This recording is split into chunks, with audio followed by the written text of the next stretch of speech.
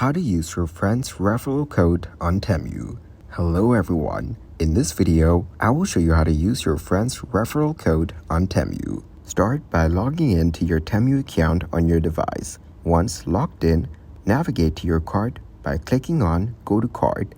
From there, select the product where you can apply your friend's referral code.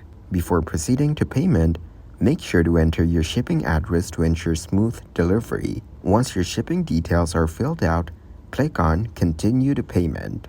In the payment section, you will see an order summary. This is where you can enter the referral code. Here, enter your friend's referral code in the designated field and proceed to place your order.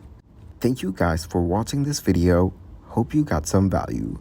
Make sure to like the video and subscribe to the channel to get notified of new videos. See you in the next one.